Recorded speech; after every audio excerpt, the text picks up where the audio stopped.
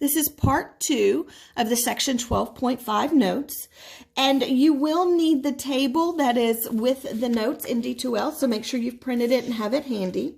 Notice on the front of the table, it looks like this. You've got your empirical rule, your standard normal curve with all of your percentages, and at the bottom it's got the outcome when rolling 2 dice.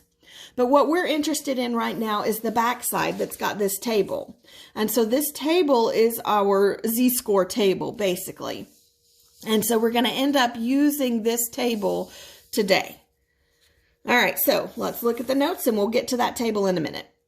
So with the standard normal distribution, so we talked about how we had the normal distribution. That was data that was symmetric, it was bell-shaped, it had a mean, median, and mode all in the very center of the data. Well, the standard normal distribution is just a normal distribution of z-scores.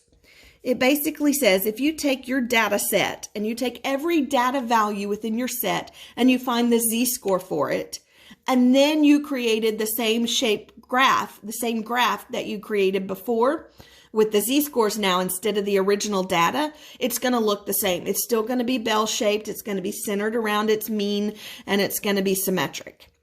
It's just all of your data values are now going to be the z-scores instead of the original data. And that helps us because it standardizes everything. The standard normal distribution has a mean of 0. So when we find the z-scores of every data, remember the one that is identical to our mean, we had a z-score of 0. Remember with our normal distribution, we looked at our standard deviation 1, 2, and 3 above and below. Well, it turns out now our standard deviation is going to be 1. So it makes this a very nice curve because we get 0 in the middle. We get 1, 2, and 3, and -1, -2, and -3. And so standardizing our curve helps us see it better, helps us work with the data easier.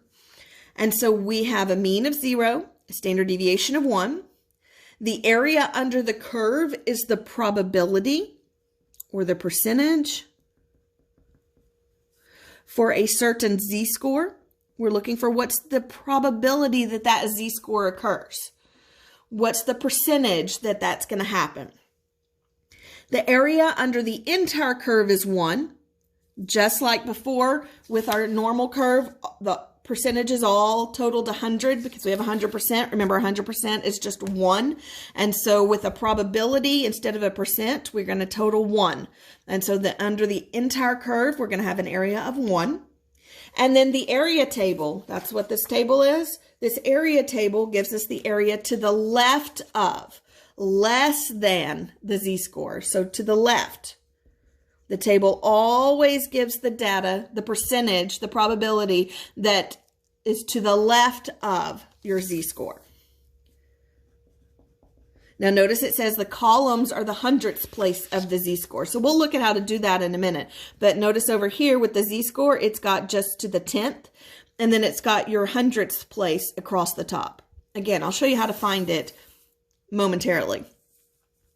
So if we want to find the area of standard normal distribution to the left of a z of -1.47. So we took our data value, we found its z-score to be -1.47. We're looking for the area to the left of that.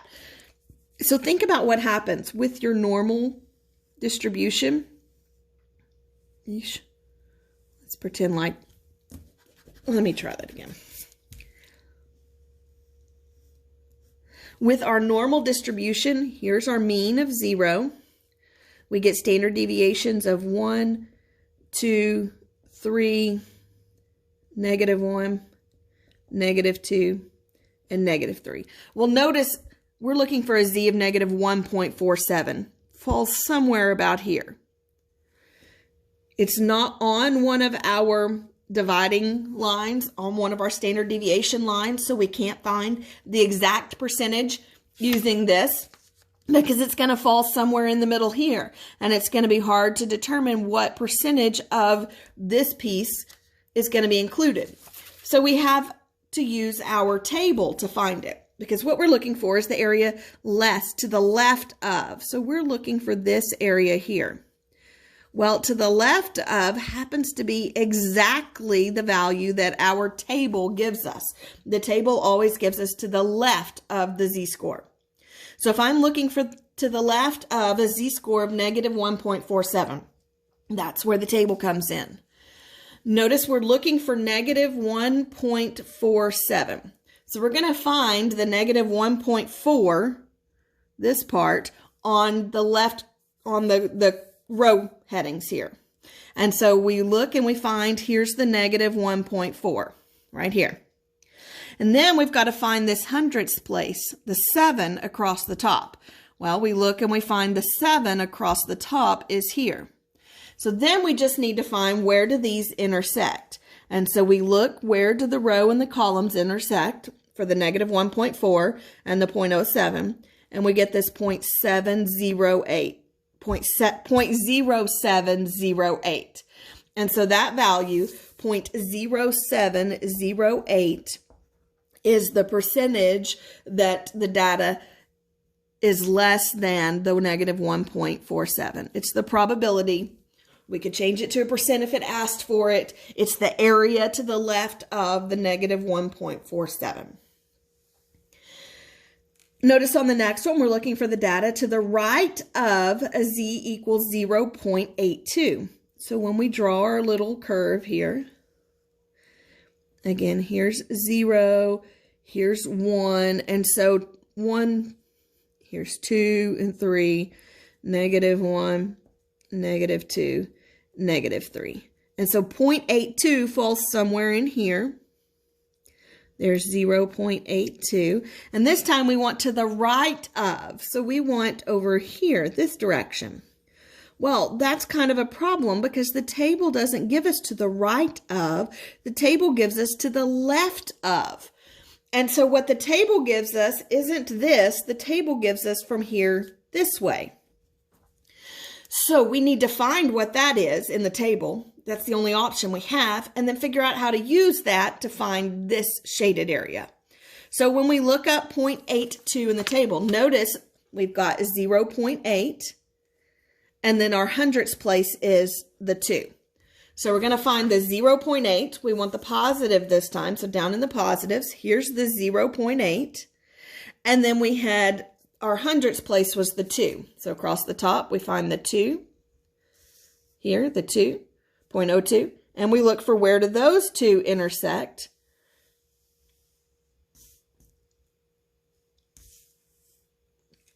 And it looks like it's the 0.7939. So to the left of 0.82, this direction is 0.7939. But we don't want this direction, we want to the right. So that's where we have to remember that the entire curve is 1. And so we know this whole thing is 1. And so if we take 1 and we subtract this part of it that we know, that leaves us the part that we're looking for.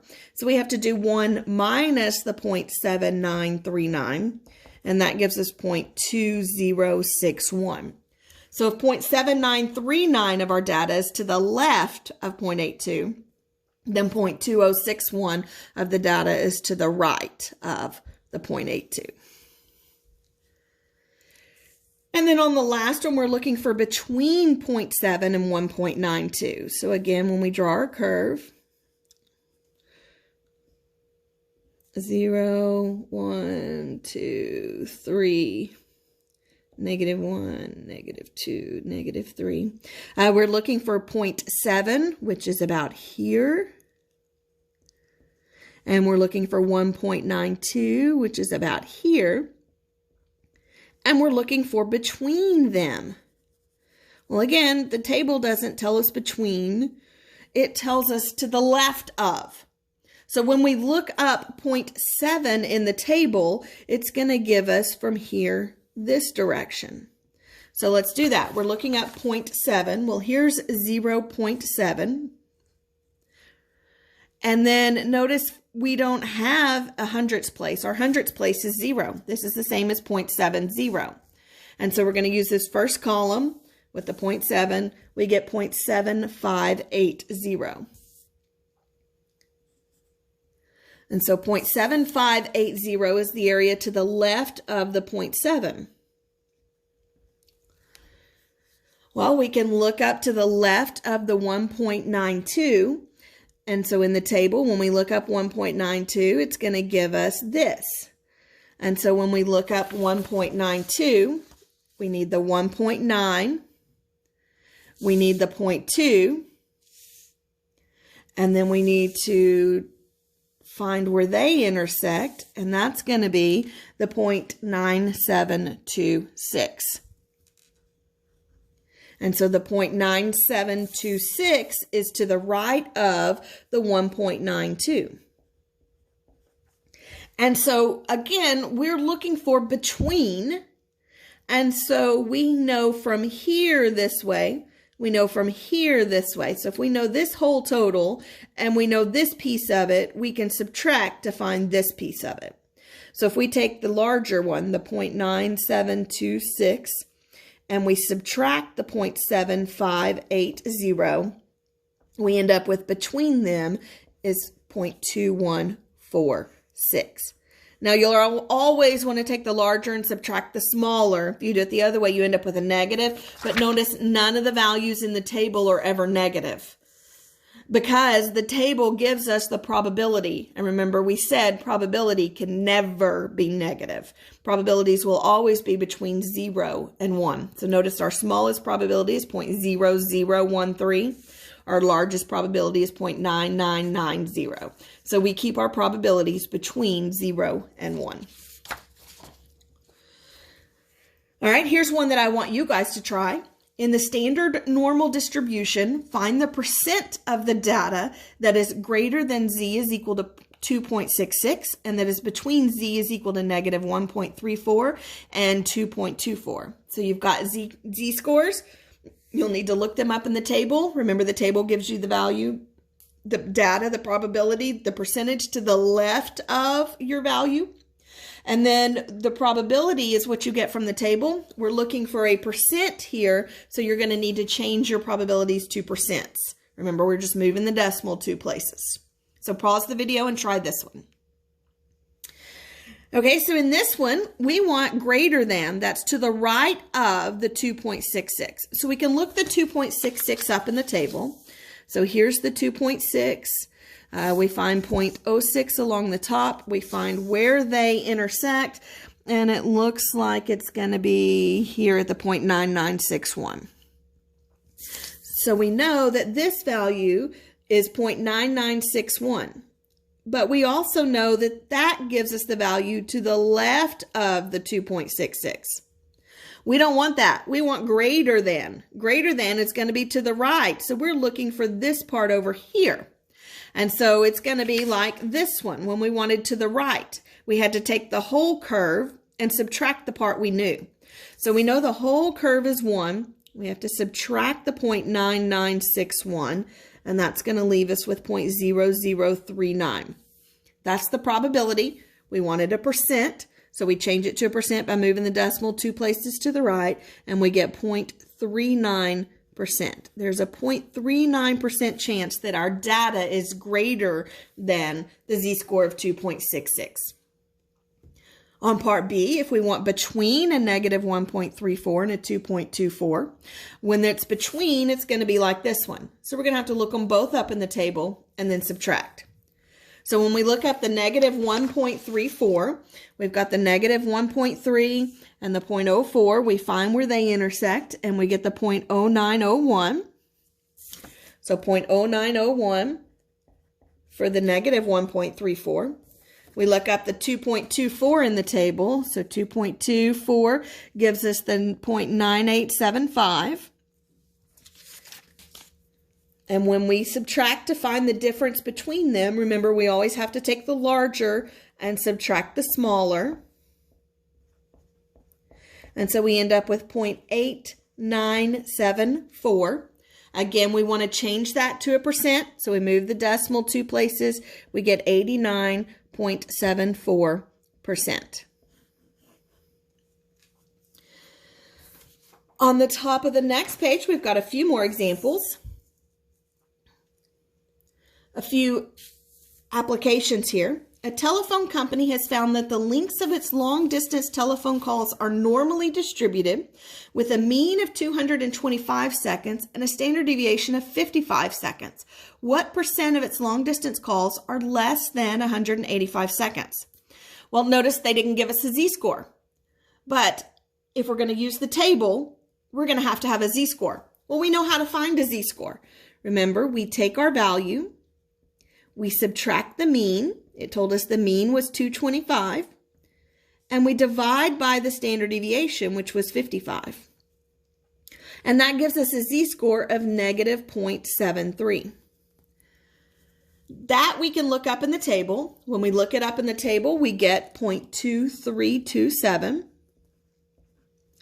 And notice it wanted less than 185 seconds. Well, that's what the table gives us, less than to the left of.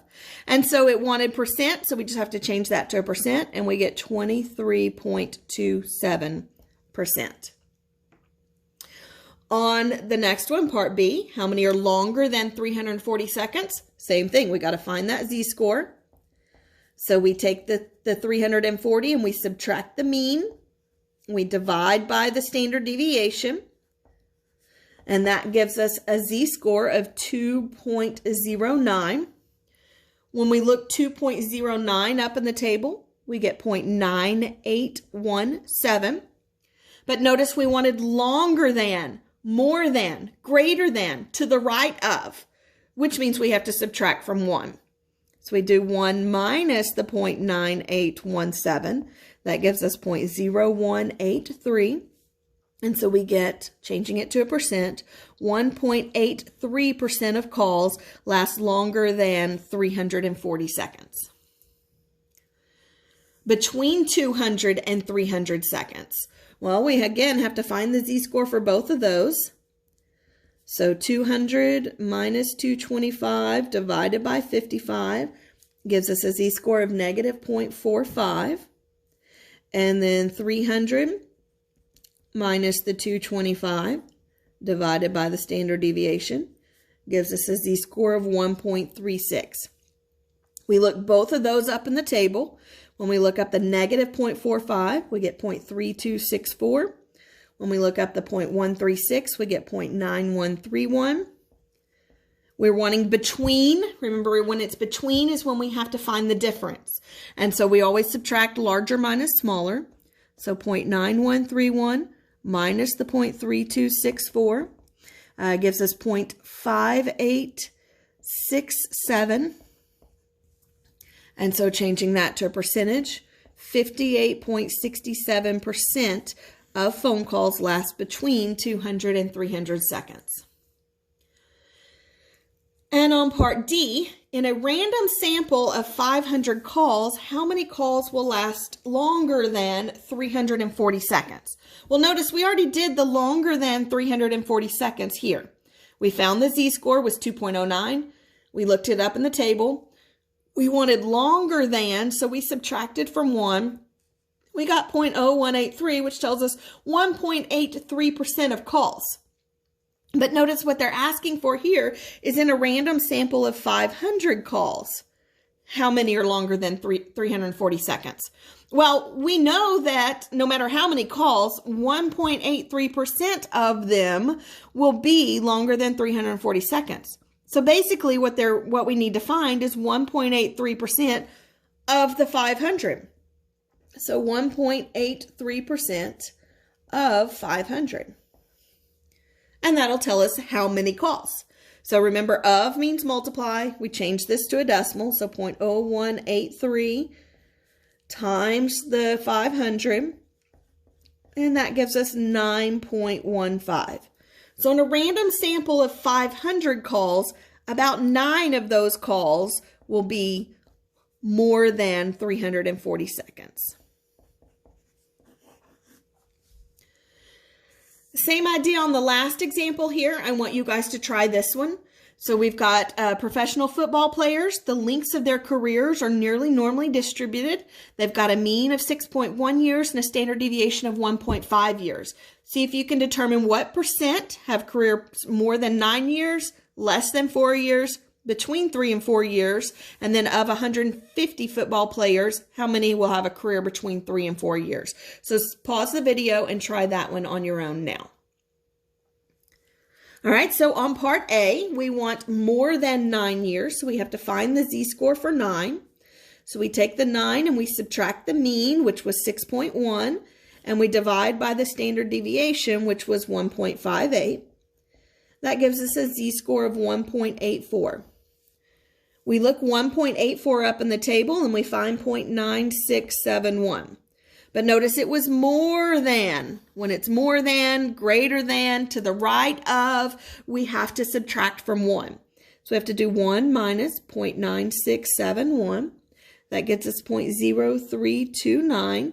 Changing that to a percent, we see about 3.29% of football players have careers lasting more than 9 years.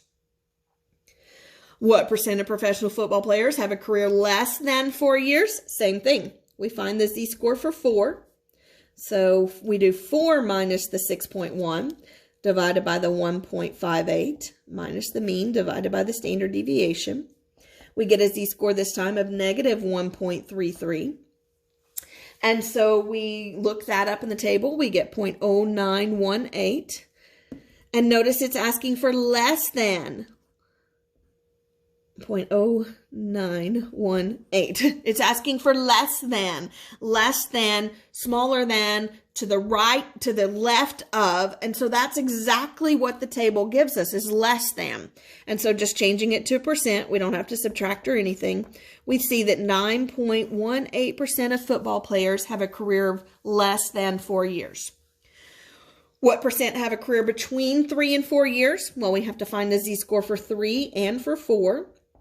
So for 3, we subtract the mean and we divide by the standard deviation and we get negative 1.96.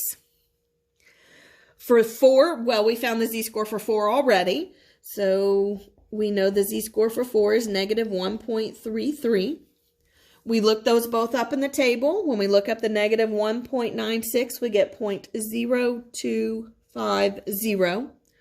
We looked up the negative 1.33 here, and we got 0.0918. And so we're wanting between. When it's between, we subtract them, larger minus the smaller. So 0.0918 minus the 0.0250 gives us 0.0668. Changing that to a percent, we get 6.68%. So about 6.68% of professional football players have a career between 3 and 4 years. So if 150 football players are selected at random, how many will have a career between 3 and 4 years? Well, we've already found that 6.68% have a career between 3 and 4 years. So we just need to know 6.68% of the 150. So we change it to a decimal, 0.0668. Of means multiply, and we get 10.02. So out of 150 players, you would expect about 10 of them to have a career lasting between 3 and 4 years.